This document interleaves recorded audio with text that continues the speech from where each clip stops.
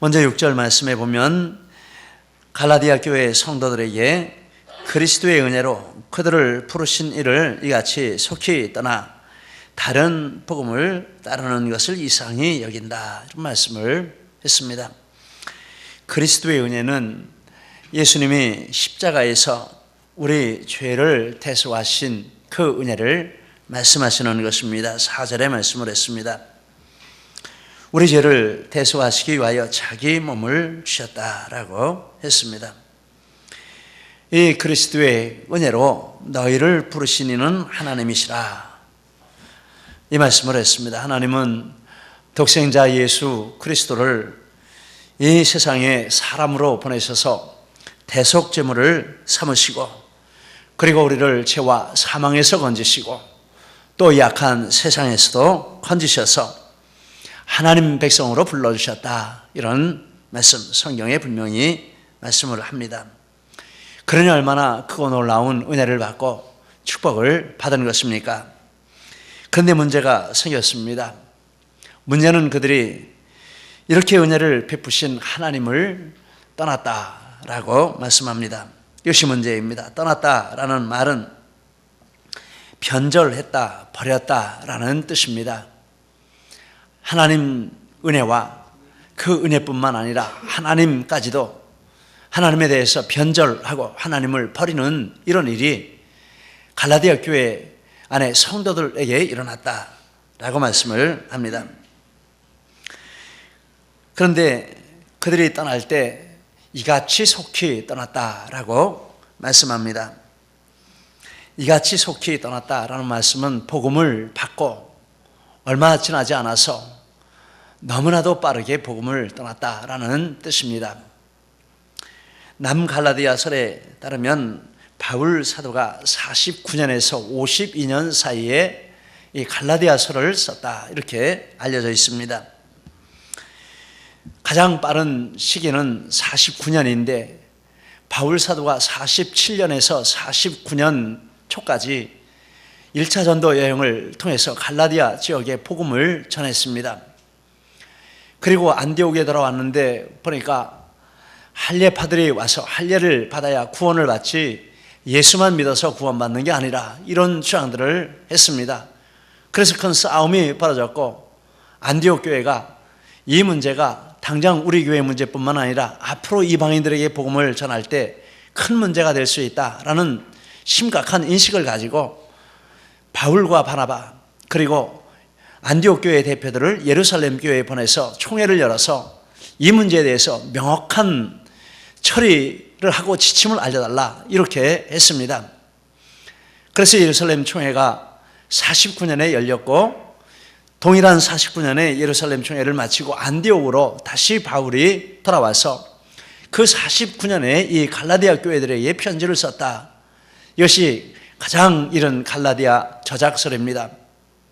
이렇게 보면 바울 사도가 전도하고 돌아서자마자 이 다른 복음을 따라가는 일이 일어난 것입니다. 51년이라고 해도 불과 2년 어간에 복음을 받고 믿은 지 2년 어간에 이런 무서운 일을 그들이 행한 것이라 하는 것을 알 수 있습니다. 그렇게 속히 떠났습니다. 참 이상한 일이죠. 어떻게 이런 일이 일어날 수 있을까? 바울 사도는 이것을 이상히 여긴다라고 했습니다. 우리에게도 이상하고 바울 사도에게는 더 말할 수 없이 이상하고, 그런데 이상히 여긴다라는 이 말은 너무 큰 충격을 받아서 절망감에 빠져 있다, 이런 의미가 담겨 있습니다. 정말 그럴 것입니다. 처음 선교 여행, 전도 여행을 나가서 복음을 전할 때 돌에 맞아 죽을 위기를 맞으면서 온갖 핍박을 당하면서 복음을 전했는데, 그런데 그 중에 정말 뜨겁게 복음을 받아들이고 해서 교회를 세우고 조직을 갖추었는데, 그런데 돌아와서 소식을 들으니까 다 다른 복음을 따라갔다, 이런 소식을 들으니 얼마나 마음이 무너지겠습니까? 그러면서 그런 마음을 가지고 바울 사도가 지금 이 갈라디아서를 쓰고 있다라는 것입니다. 그들이 예수님의 은혜와 하나님을 떠난 그 원인을 바울 사도가 본문에서 말하기를 다른 복음을 따르는 것이라 6절 하반절에 말씀을 했습니다. 다른 복음을 따라가는 이것이 지금 이런 문제의 원인이라. 그러면 다른 복음은 무엇입니까? 다른 복음에 대해서 바울 사도가 본문에 말씀을 하고 있습니다. 다른 복음은 할례를 받아야 구원을 얻는다라고 하는 이 할례파들의 주장을 가리키는 것입니다. 우리가 남갈레아디아서를 이렇게 따라간다 말씀하면서 사도행전 15장을 마치고 갈라디아서로 이렇게 돌아왔습니다. 그런데 이 할례 문제가 그때 아주 주된 이런 문제였죠. 갈라디아서 내용도 할례 문제인 것입니다. 이게 다른 복음입니다. 그래서 사도행전 15장 1절에 보면 모세의 법대로 할례를 받지 아니하면 너희 구원을 받지 못한다. 안디옥 교회에 와서 그렇게 말을 했고 예루살렘 교회에도 이런 생각을 하며 교회를 나오는 사람들이 있었고 이 사람들이 또 갈라디아 교회들에 가서도 똑같이 주장을 했는데 믿음이 어린 성도들이 헷갈린 것입니다. 그래서 그걸 막 따라가는 것입니다. 할례를 받아야 구원을 얻는다. 이게 다른 복음입니다. 그런데 할례를 받으라는 말은 단지 할례만 받는 것이 아니라 할례를 포함해서 모든 율법을 지켜야 한다. 이런 의미가 담겨 있습니다. 사도행전 15장 5절 바리새파 중에 어떤 믿는 사람들이 일어나 말하되 이방인에게 할례를 행하고 모세의 율법을 지키라 명하는 것이 마땅하다 하니라. 할례뿐만 아니라 모세의 율법을 지키라. 이게 마땅하다. 그러면 예수 믿을 이유가 없는 거지 않습니까? 그래서 바울 사도도 말했습니다. 갈라디아서 5장 3절 내가 할례를 받는 각 사람에게 다시 증거하노니 그런 율법 전체를 행할 의무를 가진 자라. 그러니 이게 뭐가 됐습니까? 율법을 지켜야 구원 얻는다는 율법주의로 다시 돌아가는 결과가 된 것입니다. 행위 구원이 된 것입니다. 지금 율법을 지켜서 구원 얻기 때문에 하나님이 예수님을 보내셔서 십자가에 죽게 하시고 이렇게 예수 믿게 하시고 구원받게 하셨다고. 그런데 그걸 받고 나서 다시 율법을 지켜서 구원받겠다는 율법주의로 돌아가는 그런 가슴 아픈 일이 일어났습니다. 다른 복음은 복음의 진리를 완전히 뒤집는 그런 결과를 가져왔습니다. 바울 사도야말로 다른 복음이라고 하는 이 유대교의 몸을 먼저 담고 있었던 사람입니다. 그래서 본문에 그때의 체험을 말하면서 이 다른 복음이 구원을 주는 그런 길이 아니다라는 것을 말하고 있습니다. 바울 사도는 전에 유대교에 있었습니다. 13절 말씀 내가 이전에 유대교에 있을 때에 행한 일을 너희가 들었거니와. 그때 바울 사도는 가장 열심히 유대교인이었습니다. 누구도 따라올 수 없을 만큼 열심히 유대교를 믿었습니다. 14절 말씀입니다. 내가 내 동족 중 여러 연갑자보다 유대교를 지나치게 믿어 내 조상의 전통에 대하여 더욱 열심히 있었으니. 그리고 다른 곳에서도 말씀을 하는데 빌립보서 3장 5절 6절에 보면 나는 8일 만에 할례를 받고 베냐민 지파요 히브리인 중에 히브리인이요 율법으로는 바리새인이요 율법의 의로는 흠이 없는 자라. 완전한 유대교인이었습니다. 흠을 잡을 수 없는 모범적인 유대교인이었고, 그런데 그가 행한 일이 있습니다. 그때 그가 가장 열심히 행한 일이 무엇이었을까요? 교회를 박해하는 일이었다라고 말합니다. 13절 하나님의 교회를 심히 박해하여 멸하고. 9장 1절 사도행전 9장 1절 사울이 주의 제자들에 대하여 여전히 위협과 살기가 등등하여. 다른 복음의 최고의 모범적인 성도, 유대교의 최고의 모범적인 성도였는데, 그런데 그를 보니까 그의 마음에 위협과 살기가 등등해요. 마음에 평안이 없고 감사가 없고 기쁨이 없습니다. 그리고 교회를 박해하고 예수 믿는 사람들을 죽이고 감옥에 가두고 예수님을 대적하는 이런 일을 했다. 나중에 예수님을 믿고 참 복음에 들어와서 보니까 정말 진짜 복음을 대적하는, 예수님을 대적하고 하나님을 대적하는 가장 무서운 죄를 저질렀다. 이런 고백을 하고 있는 것입니다. 그래서 바울 사도는 나는 죄인 중에 괴수라 이런 탄식을 한 적이 있습니다.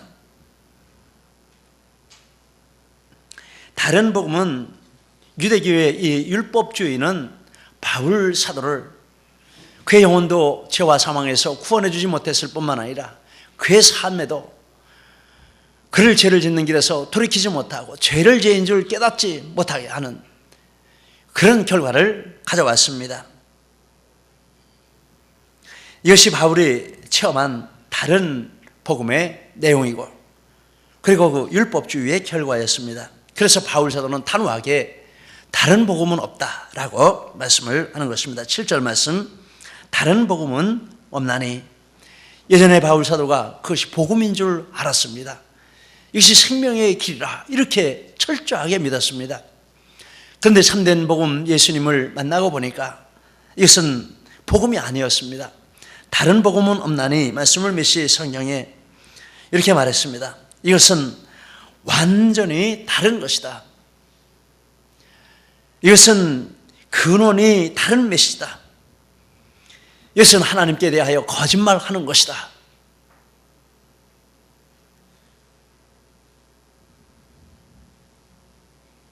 참 무서운 일이죠. 우리 시대에도 이렇게 다른 복음을 따라가는 사람들이 있습니다. 이단이라고 알려진 사람들이 그런 사람들입니다. 이단은 아니지만 WCC로 알려진 이런 집단이 있습니다. 무서운 집단입니다. 다른 복음을 만들고 다른 복음을 따라가려고 작정한 사람들입니다. 무서운 사람들입니다.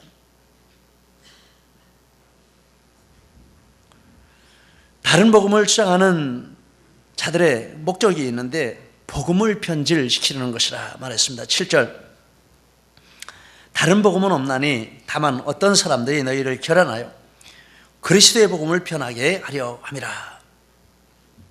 복음을 폐하는 것이 그들의 목적이라.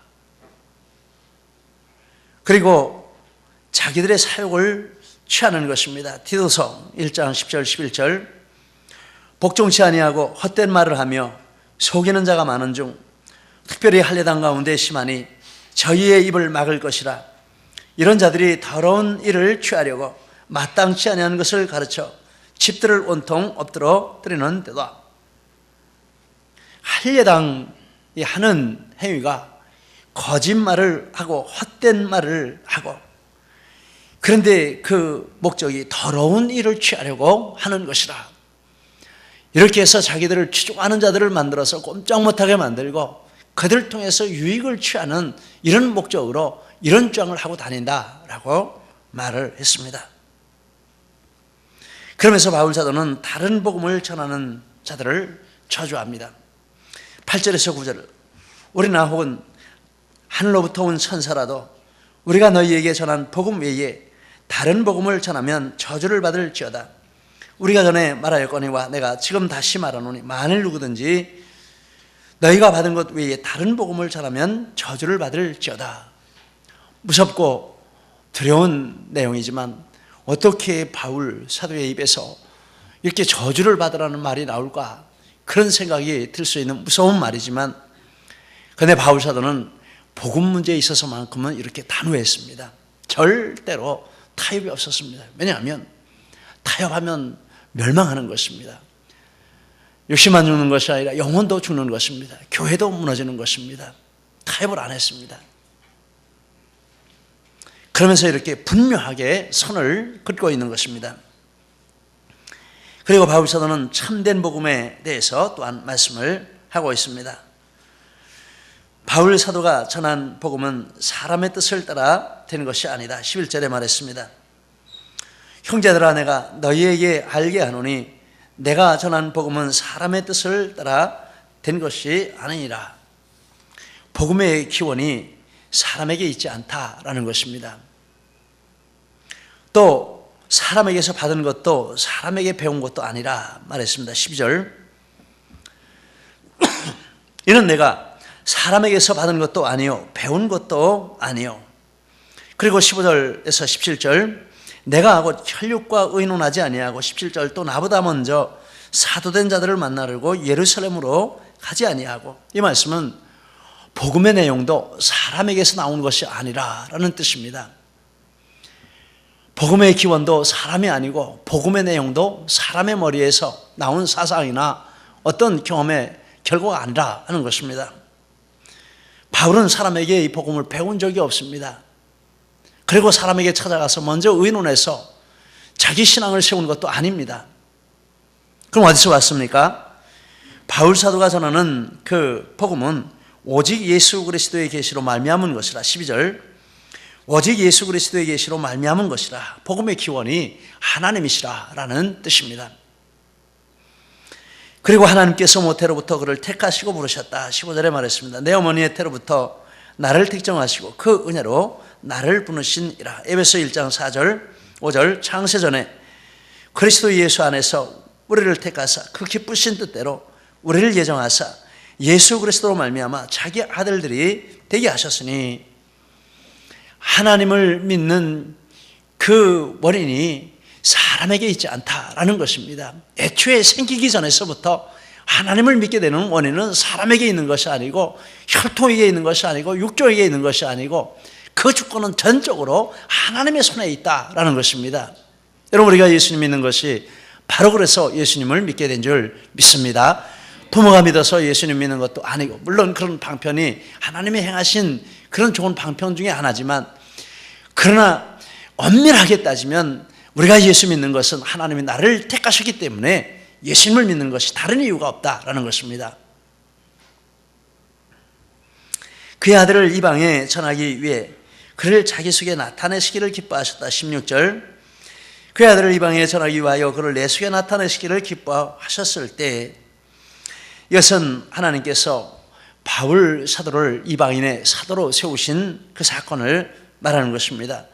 바울 사도는 자신의 사도권을 가지고 있는데 이것도 사람이 준 것이 아니고 하나님이 내게 이 직분을 준 것이라 라고 말씀을 하고 있습니다.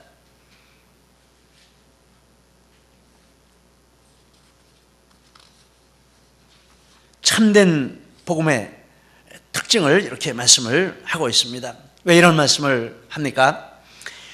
참된 복음의 특징은 구원에 관한 모든 내용, 모든 주권, 모든 성취에 대한 그 주권을 하나님께 두고 있다라는 것입니다. 그러면 이 다른 복음은 무엇입니까? 그 구원의 주권이 자기에 있다라는 것입니다. 행위로 구원을 얻으라. 내가 잘해야 구원받는다. 이런 뜻입니다. 이 다른 복음입니다. 우리 기독교는 타력 구원의 종교라 이렇게 말합니다. 내 능력으로 구원받는 것이 아니라 하나님의 은혜로 구원받는다. 이게 성경의 핵심인 것입니다. 근데 지금 할례자들이 다니면서 너희 힘으로 구원받으라, 율법 지켜 구원받으라 이렇게 말하니 완전히 복음을 뒤집는 것이죠.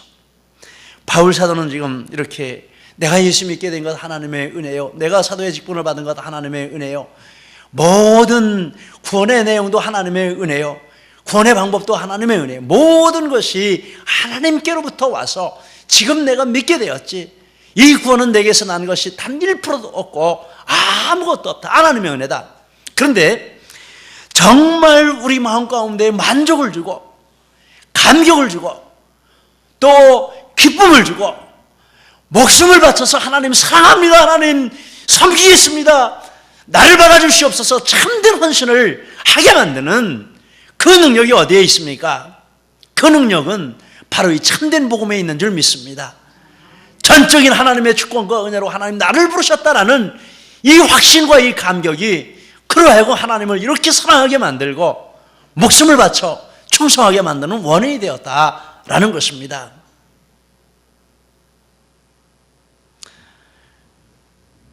우리는 이것이 진리인 줄 믿습니다. 바울 사도에게 진리였고 또 우리 앞서간 주님을 사랑하고 섬긴 믿음의 선진들 그 영혼 중심의 마음 가운데 심겨져 있는 그 복음을 볼 때 이것이 진리였고 또 우리에게도 그 믿음을 주셔서 우리가 하나님을 사랑하고 이렇게 감격하고 섬기며 예배하는 자리에 하나님 우리를 불러주신 줄 믿습니다. 바울 사도는 이렇게 말씀하면서 이제 내가 사람들에게 10절 말씀에 이제 내가 사람들에게 좋게 하랴, 하나님께 좋게 하랴, 사람들에게 기쁨을 구하랴. 내가 지금까지 사람들의 기쁨을 구하였다면 그리스도의 종이 아니라. 힘을 다해서 나는 하나님을 기쁘시게 할 뿐이라, 이런 말을 하고 있는 것입니다.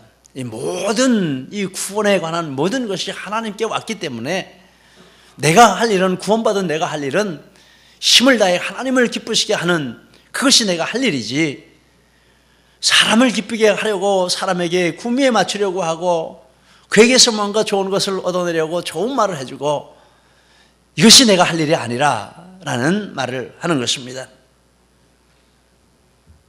하나님의 뜻대로 살고 하나님을 기쁘시게 하려는 이 마음은 참된 복음을 받은 사람들의 중심 가운데 있는 참된 이 신앙의 태도인 것입니다. 사도행전 4장의 말씀에 보면 다른 사도들도 똑같이 말했습니다. 우리가 하나님을 기쁘시게 하랴, 사람을 기쁘게 하랴. 너희가 한번 생각을 해봐라. 우리는 하나님이 주신 복음을 전하지 않을 수가 없다, 이렇게 말을 했습니다. 참된 복음을 받으면 그 사람은 정말 하나님만 기쁘시게 하려고 애를 쓰고, 사람이 좋아하든 싫어하든 그것은 그에게 큰 문제가 아닌 줄 믿습니다. 바울 사도가 그렇게 살았고, 또 우리 믿음의 복음을 받은 믿음의 선배들이 그렇게 살았고, 우리 중에도 이런 역사가 일어나고 있습니다. 어제 23일 토요일 큐티방에, 큐티 카톡방에 올라온 글을 보고 저도 참 감동을 했습니다. 히브리서 11장에 나오는 아브라함과 사라의 믿음, 그리고 번향을 사모하는 사람들의 믿음, 그 본문을 가지고 이렇게 큐티를 했는데, 더 나은 번향을 사모하는 믿음의 사람들, 이런 제목인데 제가 한번 읽어드리겠습니다. 3월 14일 책상에 써붙인 말이 있다. 곧 다가올 결단의 순간, 무너지지 않도록 깨어 기도하자. 하지만 그 결단의 순간이 이렇게 바로, 그것도 이렇게 크게 올 줄은 몰랐다. 17일 제자반 시간에 목사님께서 제자반을 하는 동안 동아리 활동을 하지 말라고 하신 것이다. 하지만 나는 이미 3개의 활동을 하는 중이었고 각각에서 중요한 역할을 맡은 상태다. 지금 대학교 학생입니다. 그래서 나는 지난 한 주 내내 이 문제에 시달렸다. 사실 그동안 활동들에서 하는 일을 하면서, 그리고 학교 과제를 하면서 이게 무리라는 걸, 신앙생활이 우선순위에서 점점 뒤로 밀려나는 걸 느꼈다. 이런 일을 맡아서 그것들을 열심히 또 최대한 완벽하게 해내는 것은 나에게 큰 의미가 있다. 나의 가장 깊은 내면 속에 있는 가장 약한 문제다. 어려서부터 가지고 있던 성격상 그렇기도 하고, 그것들을 통해 사람들에게 인정받는 것은 내 삶에 정말 중요한 가치이기 때문이다. 그 속에 견고해지는 사람들과의 관계 역시 너무 중요하다. 그런데 내가 맡은 것들을 이미 학기가 시작한 시점에서 내려놓으려니 너무 무섭고 외면하고 싶었고 피하고 싶었다. 무섭다. 정말 무섭다. 중간에 일을 그만두는 사람에게, 자기 일을 위해 공동체의 책임을 다하지 않는 사람에게 어떤 평가가 내려지는지, 어떻게 의도가 왜곡되는지를 아주 가까이에서 지켜봐 왔다. 어떤 뒷말이 오가는지, 그 신뢰가 회복되기 얼마나 어려운지, 그리고 그들이 얼마나 가차 없이 등 돌리는지 너무나 잘 안다. 그리고 그런 것들이 나에게 행할 때 얼마나 비참하고 외로울지도 잘 안다. 내가 외로움에 얼마나 취약한지도 너무나 잘 안다. 그들이 보기에 믿음이라는 게 얼마나 부질없는지도 잘 알고 그냥 변명으로 보일 뿐이라는 것도 너무 자주 느꼈다. 외면하고 싶고 피하고 싶다. 도망치고 싶다. 그러나 아브라함은 부르심을 받았을 때 순종했다. 하나님의 교회 가시고 지으실 터가 있는 성을 바랐던 덕분이다. 나 역시 하나님의 교회 가심을 바란다. 내 열심히 사람들에게 인정받고 사랑받아도 다 부질없고 오직 하나님의 교회 가심 속에서만 살아갈 수 있다. 게다가 사라는 단선하였음에도 약속하신 이가 미쁘심을 알았을 때 잉태할 수 있는 힘을 얻었다. 그런 힘이 나에게도 있을 줄 믿는다. 이 땅에서 나는 외국인이고 나그네여야 한다. 너는 내 딸이다 라고 약속하신 하나님의 약속을 믿기에 이 땅의 것들이 아니라 하나님의 것, 천국의 번향을 사모해야 한다. 지금 당장 활동들을 다 그만두지는 못할 것 같다. 아직 나의 연약함이 크고 무섭기 때문이다. 하지만 일단 첫 발을 떼려고 한다. 식사 자리나 뒤풀이 등의 일체에 참석하지 않겠다. 같이 시간을 보내는 것이 사람들과의 관계에서 중요함을 알고, 그래서 술은 안 마셔도 자리에는 열심히 참석해 왔지만 그 사건들을, 그 시간들을 하나님과의 시간으로 바꿔야겠다. 그래서 참석하겠다고 했던 일들에 불참하겠다고 연락을 했다.